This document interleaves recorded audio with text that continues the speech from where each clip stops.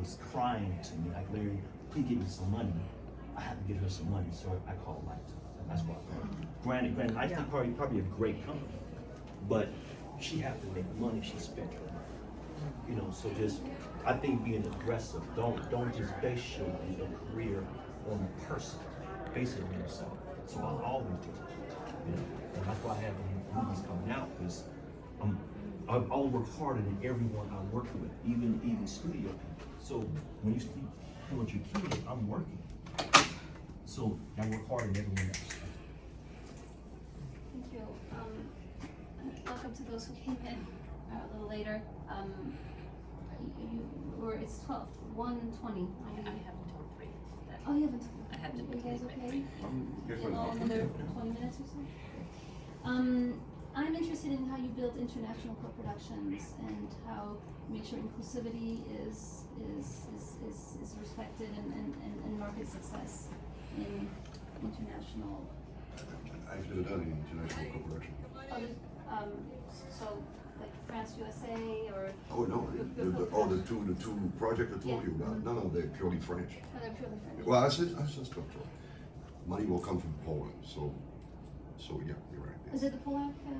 No, that's not how I know a lot of things. But no, the French. I'm French, and I've been working in this business here for like 36 years. So it's a dream of mine to make a little French movie in French language so I can show my mom. And I have a great partner. I don't know if you know Clark Peterson. Clark got an Oscar for Monster with Charlize Theron. He's a great producer, and he speaks French. He loves French. So the two of us, that's our little common dream. But that's 2 little projects we're working on, and but the money will come from Warsaw. And so yeah, it is kind of a co-production. Co-production, I get scared. You know, I mean, it's complicated. But I get somebody in Warsaw. You know, he speaks French too. You know, he can finance. We're talking about 3 million euros. You know, the two films. And it's just a love project for me. And, you know, but I'm not an expert in production at all. Irene is hype. I made the short film when I told you this, and it was all in French. Oh. And I barely made it to show my mom. Oh, so she. And that's the one I ended up selling. Oh, No, and it ended up selling. Oh, you told. Okay, good. Yeah, good. that's the first. That's how I discovered selling short films. Okay. It was like 50 It was done in years ago. Farsi. It was in French. We shot it in Paris. It's All called right. Coup de foudre à Saint-Germain-des-Prés. Food or something? Falling in love in Right. Paris, and it's about Nice. Xavier, this character who every time he goes into the supermarket, every time he sees a beautiful woman, he just falls in love, and you know he's just always falling in love in the milk aisle or something. And so we screened. So he was the one that said, "Oh, Michelle, I got my film into Cannes." I said, "All short films get into Cannes, but good." And he said, "I need you to help me with it." So I helped him, and and then that's where the short film buyer contacted me and said, "Oh, we love your little French movie." I said, "Oh, we just made this for my mom," We ended up selling it, and so we got paid like $2,000-3,000. That was how much we paid to make it, and then after that, I ended up, everybody who was familiar with my situation, when they knew that I could sell a short film, they would contact me, and I sold Sarah's short film, and and they buy it per minute. It's not how good is yours, but if it's a scary film, if it's snakes on a plane, anything that a plane crashing, no, it's not going to work because it has to go on a airplane primarily. But they primarily give you like $300 a minute, and if it's just a good, clean, simple short, then it is possible to sell them, and it just becomes a good marketing tool. I mean, really, your short films are your business cards. So yeah, it's just a fun little lunch money. So you probably get like 2 million people coming to you with a short. Well, I don't. She can't sell a short. The company is too small to fund that much, but they're primarily selling it to UAE. Good for you. So Good it's for not you. a big, Good for it's not you. a big thing. So. This is great. Larry, I was reading that you use AI into your marketing strategy. Yes. Can you tell us a little bit about that? Well, it's funny. So recently, I went to an AI conference about 3 weeks ago. So they had the PGA conference. I skipped that to go to the AI conference. And you had Netflix was there, Amazon was there. They all were there. They all using AI. And I said, me being a filmmaker, if I keep going this route, just being a filmmaker and not dabble into this, I'm gonna lose out. So I use it a lot for like marketing, Instagram, decks, creating, also a musician. So I produce EDM music as well. So I started, using that, like create my music videos, incorporate that. My name is Echo Magnus. So I actually got offered to go on tour. I'm like, this is crazy. Like, who am I over, man? But like I'm very into AI now. Last week I went to Warner Brothers recently. A friend of mine created this model where you can filter in your script and it kick out ways to fix your script. He's an engineer, and we shot it to Sony, Warner Brothers, and Universal recently, because we're realizing like they're not just greenlighting projects anymore. So that'd be like maybe the score. You can show your film got 85% based on this and that. So I have like 3 engineers that I'm working with. So that's also AI generated as well. What do you mean the score? So we had it read 6,000 scripts like Titanic, Pearl Harbor, a bunch of scripts. We fed all the you scripts. trained AI We to, trained okay, it. Yeah. And then now it's scoring scripts based on these movies. Okay. Yes, yes. So we pitched it to Universal and to Warner Brothers. I say, oh, this is crazy. I'm like, so rather than having some script reader, some young kid with experience, give it to us. Here's a fee. We spit out a 100-page document of the score, but it's all engineers. Someone like, oh, it's like a totally different way of business now than before. So that's how I am, once again, as a filmmaker and also a businessman. Just how do you stay afloat in this space? Rather than say, I'm a filmmaker, I got a movie. I'm past the movie now. I'm past that stage. I'm now on AI, making successful movies and making money in partnerships with a studio or a sales team or agent, distributor. That's what we're doing now. So is it the software whatever like you guys created? He only covers the score, this 100-page document, but afterwards you have to do it the regular way, right? You do, then the yes. financing and all that. Well. So we have one movie now. It's an A-list actor. Yeah. And we pitched it to a few financiers. They were excited, but it's just a script.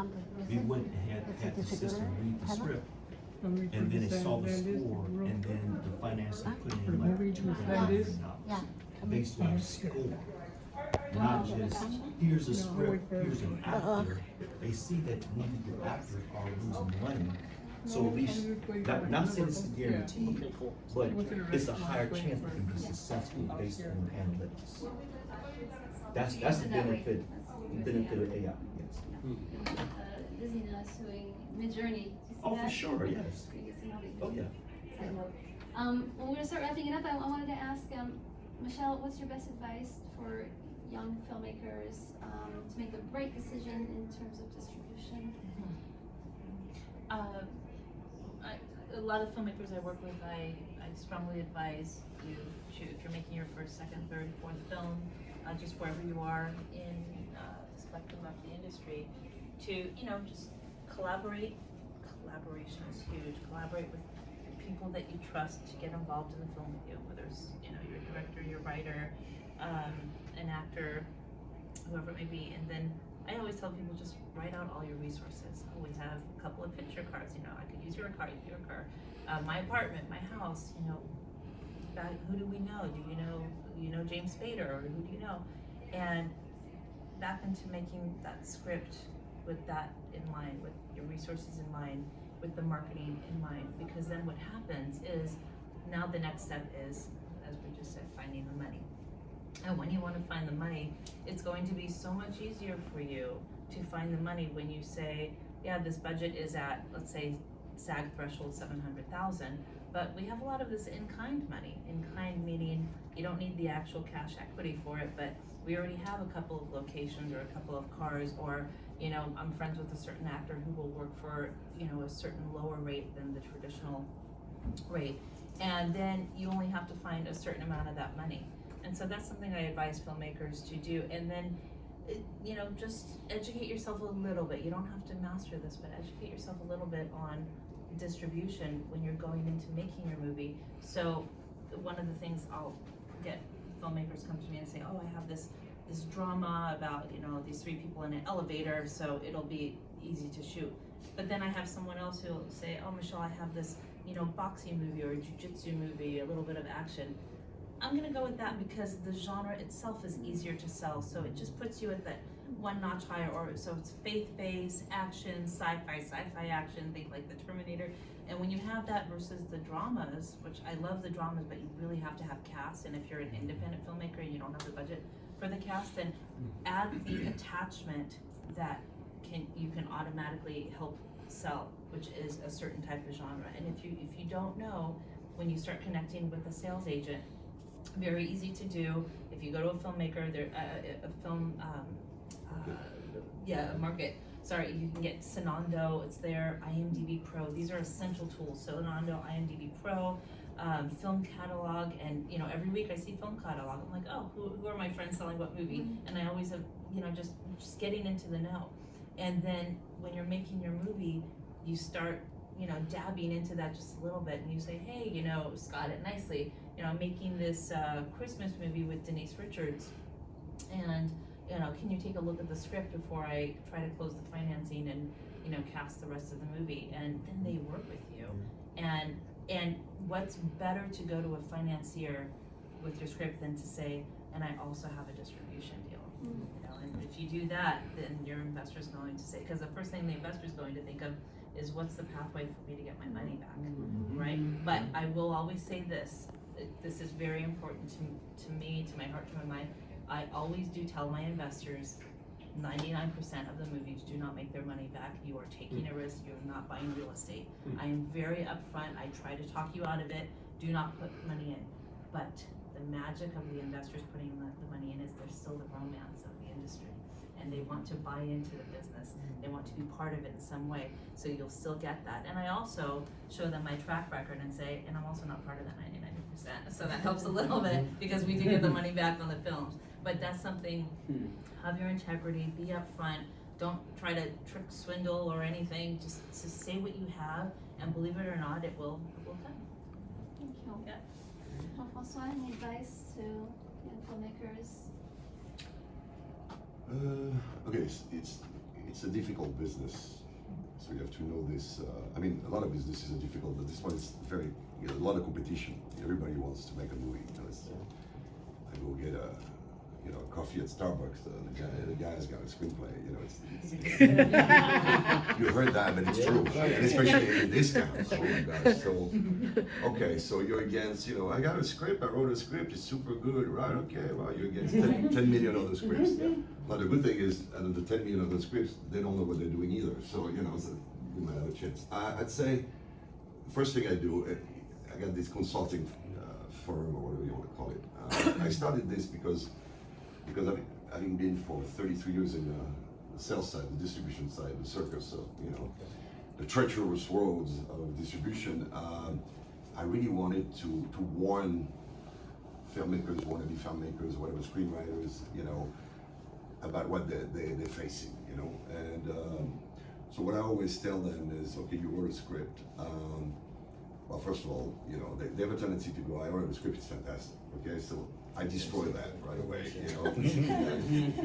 I mean, I get all my clients telling them, like, you know, I'm gonna pillage your baby, you know, because no, it's not fantastic. It's never, I still have to look, you know, to find the fantastic script. So I work on that. And the second thing is, and I'm not going against Commando with the indie, whatever you want to call it, you know, like, I'm gonna make my first film for $400,000. I really feel strong that it is less difficult to raise $3 million than $250,000. Yeah. And I'll support that.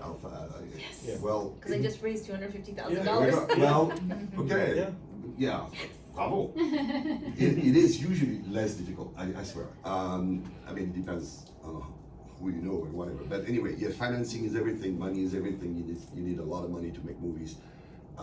So the only thing is that I go back to the screenplay because it's a foundation, you know. Good script, great. I got a script, I want to be an actress or I want to be a director, you know, I made a short or whatever, and therefore I'm going to try to, you know, a little bit what you described, which is I'm going to go try, you know, to raise 250,000 or 100,000. I'm going to make it myself, you know, I'm going to use my parents' home and they'll cater the food for me for free or whatever. This is really romantic, it's beautiful. But, and I look at you, but you know, to sell those babies, that's tough because basically at $3 million, what is the name a few years ago, the one that won the Oscar for best movie? Moonlight? Moonlight. That was a while back though. Do you know what the budget was on this film? That's great. Yeah. So that should give. Listen, I'm not saying they're all gonna be like this, but it's a great example, right?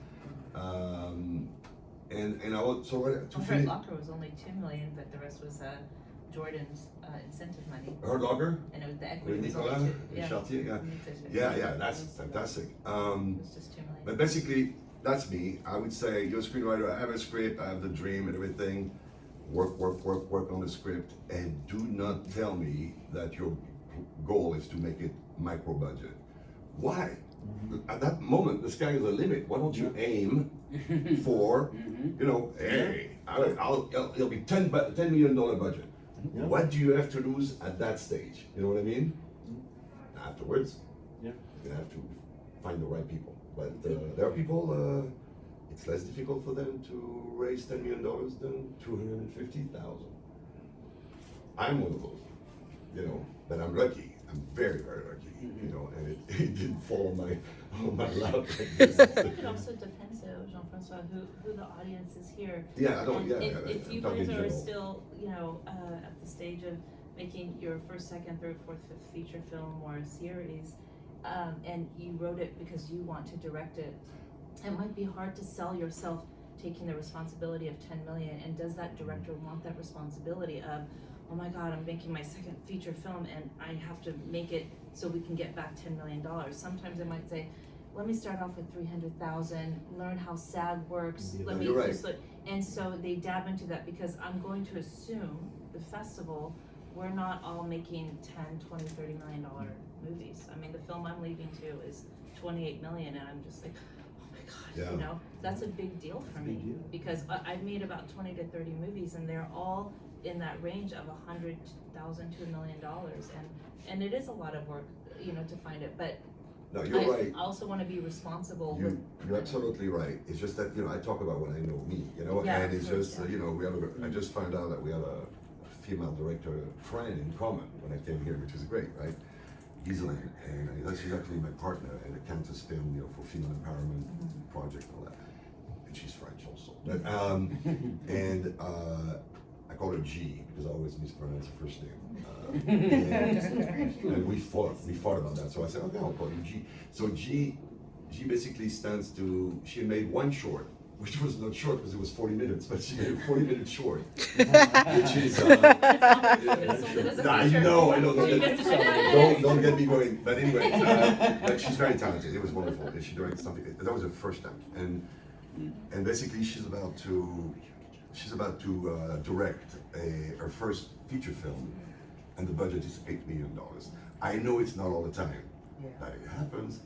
For sure, it happens. So let's find a compromise. She's more right than I am, in the sense in terms of general, you know. But guys, sometimes there's different opportunities, you know, and in our side, because you know I work with a guy named Michael Pollack, you know, who raised huge financing for a slate of films. I'm lucky, as I said, I'm lucky. But you know, hey, I found him by meeting a guy, a lady who introduced me to this guy, and then I found him. So, network. Definitely network. Let's finish with that because I think we're all agree. Yeah. Network. You never know who the person, you know, knows, and that person knows who knows. So suddenly, like, boom, you know, you hit state financing for 10 films, you know, for a total of $250 million. Why not? It happens. Network. So don't be shy. And Don't one be of the shy. things that I love saying in my class, and they say, Michelle, I get the question of, where do you find money? Where do you go? Who do you go to? I mean, that's the golden question, right? Where do you find money? I say this to everybody every day. Every day you speak to a potential investor, Yeah. including the barista at Starbucks. Yeah, exactly. You Every never know who single knows. day. Yeah, It yeah. doesn't mean it's millions of dollars. It could be $1,000. It could be $100. Yeah. I had one guy trying to get the financing with what's it called? WeFunder? And GoFund, not GoFund, WeFunder. It's the one with the SEC, so it's not just a donation. And he made his business cards with the QR code. He's a waiter. And every time we would talk about his movies, he would just say, "Oh, can you even put in $100 into cooking?" And you know, they would say, "Yeah, we don't even need to invest," and they would just scan it with their phone and put in $100. And he raised all this money doing that. So I mean, there's so many clever ways. But every single day, you talk to a potential investor. And I'll just give you one example. A friend of mine called me. He's now one of my full-fledged investors. A friend of mine called me. I've known him for years. He was a filmmaker, knew nothing about his finances. And then he said, "Oh, Michelle, you know, I'm looking to put in $3,000 into a couple of guys." I feel bad for the guys because I stole their money, but I'm putting a couple of thousand into a promo that they want to make so they can go find their financing. And I said, well, if you're willing to put in a couple thousand, I mean, I have like 4 movies right now ready to shoot, and maybe I could just throw your money in that and make you, you know, one of the producers. And he said, oh. And I said, can you do 10? And he said, yeah. So 10,000 is not a lot in the grand scheme of things, but it started that way. He got paid back, and now he's put, the last one was 100,000, you know. So, and it was all just because we were just talking, and he was just saying, oh, I'm gonna put some money in a promo. Every day we talk to a potential investor. You just never know. So network, as Jean-Francois is saying, I mean, what they're both saying, everything is spot on. But just, you know, network. You know, you're in the business, and you guys always speak. Here's another thing. Always speak with conviction. You have a screenplay, you're gonna direct a movie, you're gonna act in a movie, and you don't know if the budget's there, you don't know if you're gonna get the money, and right now we're in June 2025, and you say, yeah, I have the script, I'm shooting it February 2026. Where? LA. Are they gonna hold you to it February 2026? No, but speak with a pathway, make it, you know, if you ever wanna lose weight, you tend to lose weight better if you have a goal, because it's like, oh, I have this event I'm going to in December. You start losing weight because you gave yourself a goal. If you just fabricate the date, go on Fiverr, go on AI, make a mock poster of your film, title February 2026.